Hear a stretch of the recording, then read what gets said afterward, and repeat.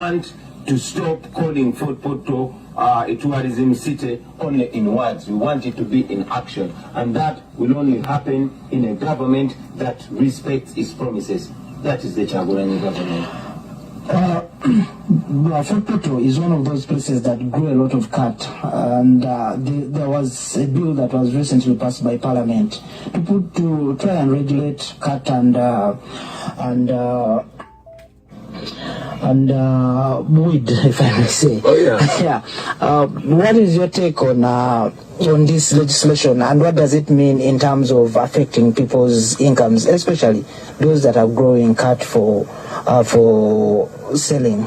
For clarity, cat is Mairunji, Mira, or Coca-Cola, or Anderson, whatever you want to call it. But I'll tell you that it's not only Mira or marijuana that is being, ring-fenced by regime people that are positioned in places of power. You will notice that gold is exclusively for General Museveni's family. If it's not him, it's his wife. If it's not his wife, his brother Sodo. If not his brother Sodo, his brother Sade, his son Mose, and all that. The same thing has been happening on various other people. I mean, the same guy tried to take over our coffee in the name of a Pineti. So now they know that Mairunji is a big business, And that's why they're trying to ring fence it. The entire intention is to make sure that the business is taken away from the common people to them alone. That is what they did to marijuana. So many ghetto youths are suffering in prisons for being found with one joint of marijuana. That is government people that are growing and selling marijuana. I want the nation to know that in a new Uganda, yes, we'll have restrictions because these products can be also harmful to the population. But I want to ask here on NTV, what is more dangerous, Mairunji or Waraji? I believe Waraji. How come Waraji is legal? So put regulations on Mairunji and weed, but let the population benefit from those elements of agriculture. I know this is a question that has been asked a couple of times. The World Bank has suspended its funding in this country. What do you make of these suspensions? Do you think it's going to affect service delivery in whatever way? I think service delivery has always been affected, not by World Bank. As a matter of fact, we don't benefit from the money that we borrow, because that money, in most cases, is lost to patronage and corruption. Most of that money is stolen. Remember what happened to the COVID money, Museveni and his government is a gang of thieves that look for any donor fund that comes, share it, and it disappears. And nothing happens to them. Remember what happened to Jim Moise and Mukola when they stole Gavi funds. A few days in jail and then promotion to other ministerial posts. So, the World Bank money was not benefiting us, not because it's not beneficial, but because it's constantly lost to corruption. We've always been calling upon the World Bank to put sanctions on Museveni's government and to stop funding it, because all the funds that are given to Uganda as loans, which loans you, your children, me, my children, and grandchildren, and even great-grandchildren are going to pay, are used to suppress and oppress us. We welcome the sanctions. However, we believe that those sanctions should have been tagged to, the gross human rights violations that have been happening, not just to one thing. General Museveni has been killing people, and we've been calling for those sanctions. That is when sanctions should have come, not now. Before we leave that matter, if you came in power today and those sanctions still stand, how would your government then survive without such loans coming? We have a rich country. We lose most of our money to corruption. According to the URA, we lose 10 trillion shillings to corruption every year. Crack down on corruption. Realign the priorities of the country. We don't need 80+ ministers. We don't need hundreds of RDCs. In fact, we don't need RDCs. We don't need all that line of presidential advisors. We don't need all these convoys taking RDC, now taking minister, etc. No, realign our priorities. The resources we have are enough. if they are put to the right channels. I know yesterday you spoke about the money, that the resources that are coming from the natural resources in this country that go to particular individuals. If you are in power today, how best would you use these minerals, and do you think we have enough deposits in terms of minerals to enrich this country? Of course we have more than enough. More than enough.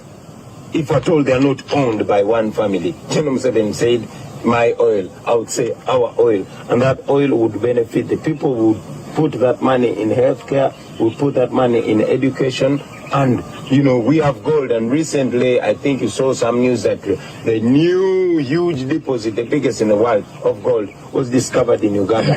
We are rich, and leave alone the natural resources alone, the human resource itself. We are the second youngest population in the world, and these young people are creative. They are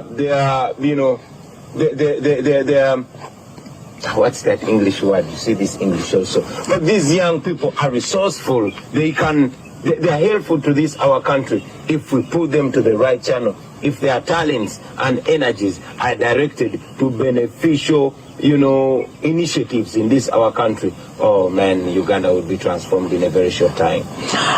Robert, this country is grappling with issues of land grabbing. Yeah. What would be the solution if you came into power to curb all these? Remove Museveni is the first solution, because he's the master of all land grabbers. Look, on all land grabbing cases, investigations end at the door of General Museveni. Look at the Balalu that are roaming all over stealing people's land. These are Museveni's people. He is the one that gives them guns to go and steal Acholi land, to go and steal land in Busoga, to go and steal land in Uganda. So the land grabbings are all targeted to Museveni. He and his family, they have miles of land in Uganda. Where did they buy that land? They have miles of land in the oil-rich Bunyoro region. Where did Museveni and his family buy that land? Remove the guy and make sure we follow the law. I mean, land grabbings would stop. Recently, even his minister, Mayanja, was shot at by land grabbers. It's Museveni's problem. Remove the guy, you will have removed land grabbing and all these other evils.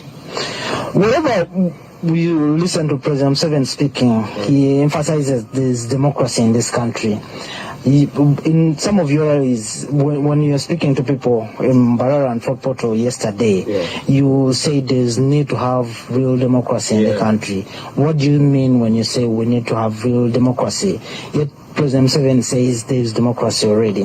What is not being done right? Because I'm saying the truth and Museveni is lying. Okay?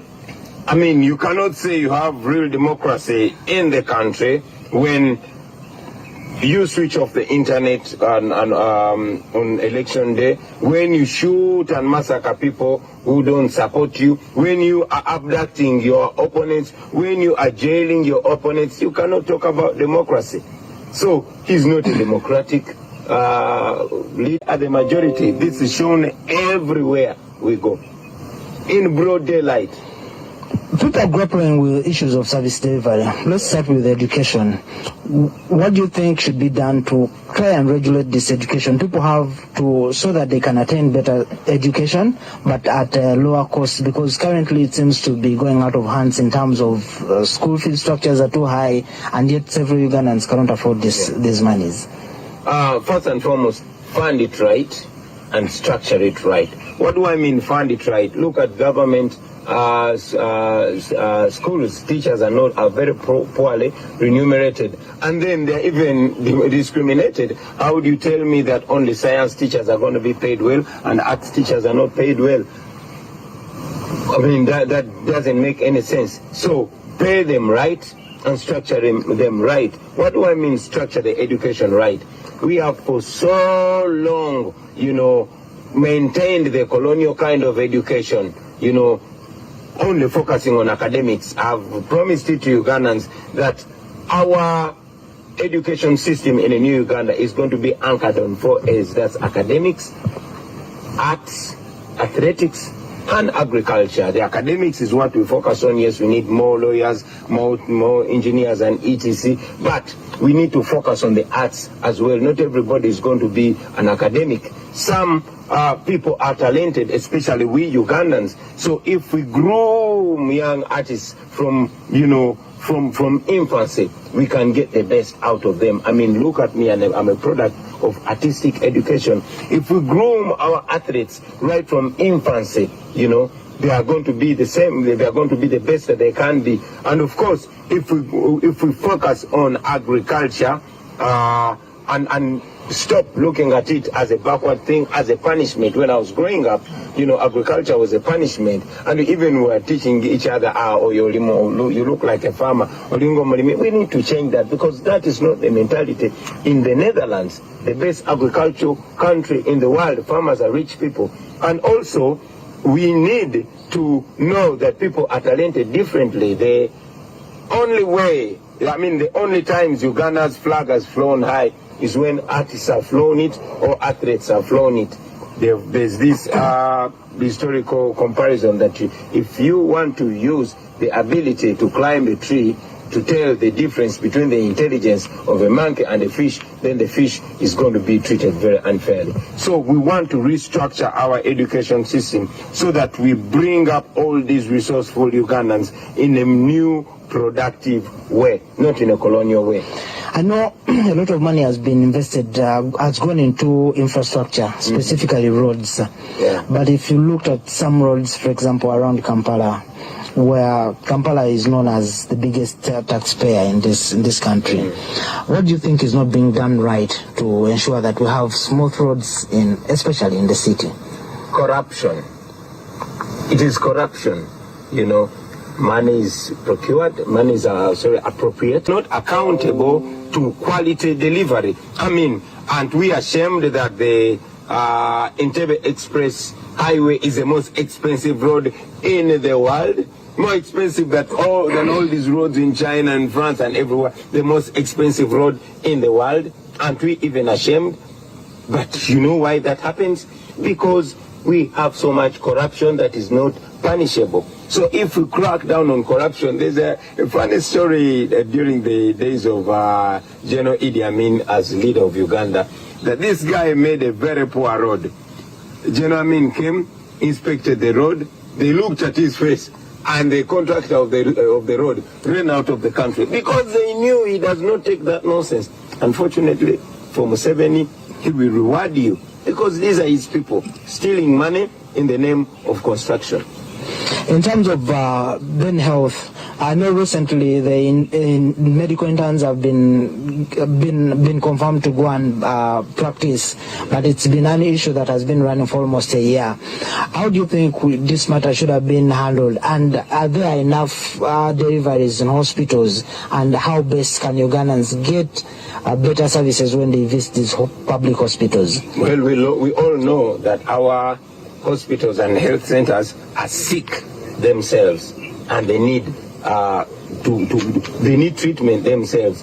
What is the problem? The problem is underfunding. The solution has been diagnosed and even noted in many protocols, including the Maputo Protocol. They suggested that the health sector should be allocated at least 17% of the budget. But look, for us, where do we put our money? In security, as if we are at war. We buy more tear gas than medicine. We buy more bullets than tablets. We recruit more soldiers than health workers. Even the few health workers that are there are very poorly paid. The hospitals are underfunded. Those in power are building bigger houses than hospitals. Look at the recent House of the Speaker. So, for me, I think that is a matter of realigning our priorities. The money is there. We are only using it to procure instruments of death other than instruments of life. Put money in our healthcare system. Pay our doctors and health workers right. Stock the health centers and hospitals. Make sure power does not go off. You remember the sad story of 7 children dying in Kawempe here because power went off. How can power go off in a health facility? So let us realign our priorities. And like I said, it all comes back to corruption. There are those that have argued that Uganda, I should say, has lacked focus in terms of what we do best. Yeah. Some say we should concentrate on agriculture. Some argue that we should concentrate into industry. Do you think this is one of the issues that is lagging us behind, where we don't have focus in particular things that we are doing to maybe set of this country into a particular issue that we produce that should be able to bring about development in this country? I would say that it's not lack of focus. I would say it is having the wrong focus, because clearly there is a focus, the wrong focus. The regime in Uganda is focusing on staying in power. That is what matters to them. That's why all the monies go to maintaining themselves in power. Even when they get a supplementary budget, it still goes into patronage, into getting tools of oppression and subjugation of the people, into, patronage and bribing opponents. So there is clearly focus on maintaining power, the wrong focus. We just need to change our focus, take it from one person or one family and put that focus to the entire country, and things will be different. I want to take you back to the nationwide mobilization tour. I know you're planning to have a tour for the entire country. Oh, yes. If it goes the way it is, security will not, without interfering into your activities, will you be able to cover the entire program that you put out? Of course, we intend to traverse the entire country, talk to our people, because it's within the law. Like I said, I am very glad that the police and other security organs have not interfered with our legal and moral activities. I thank them, the police. I want you to know that we appreciate this time when you've respected the law. And I want you, brothers and sisters, to know that we are not your enemies. We're not fighting against you. As a matter of fact, what you're doing benefits you as well. You deserve better. You deserve better payment. You deserve better remuneration. You deserve a better life. But most importantly, you deserve a better relationship with the people of Uganda. When I was growing up, we had the saying that Yamba police na yeku yambe. What happened? Why is there a big divide between the police and the people of Uganda? Why is there a big divide between the people of Uganda and their army? So I am here on NTV appealing to you that it is better for the people of Uganda, for you to work for the people of Uganda, because you, the Uganda police, you, the Uganda military, you're going to be there long after this regime. You need to have a good name,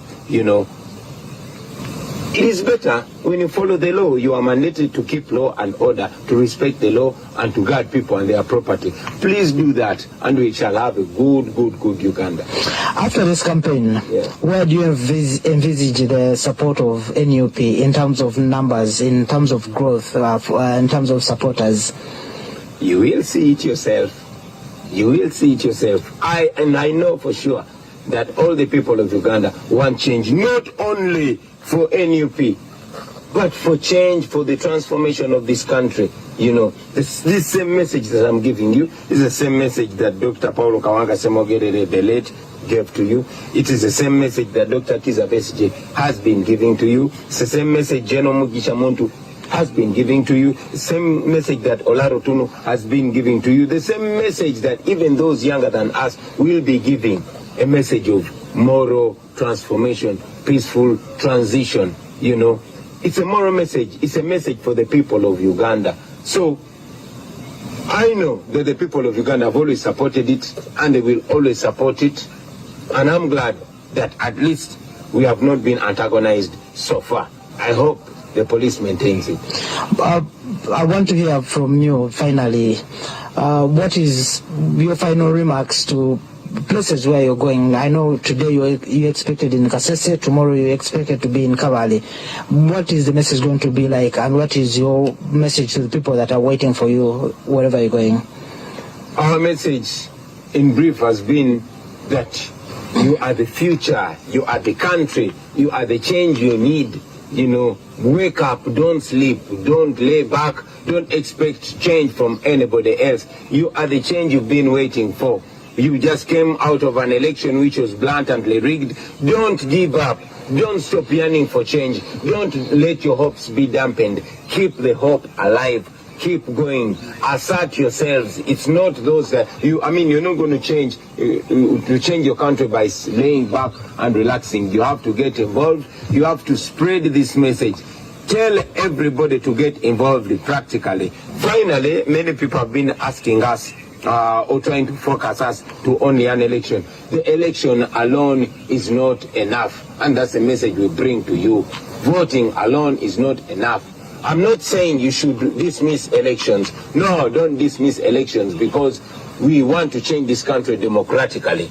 But again, for democracy to work, it must be asserted. For your vote to count, you must assert yourself. Don't just vote and leave it to us. Don't say, because Kyagulanyi. When I said because Kyagulanyi, like I said, some people took it literal, and I want them to know that they should be involved as well. Get involved, assert yourself, spread the word, so that at the right time, when everybody knows, spread the word, make everybody know, so that at the right time we can rise as a nation from the east to the west to the north to the south. We can rise. They cannot kill all of us. We shall remove the dictator, and we shall build a nation upon which the sun will never set. Thank you very much for speaking to us. We appreciate it's never good to end a conversation with Robert Kyagulanyi, but I'm afraid we're running out of time.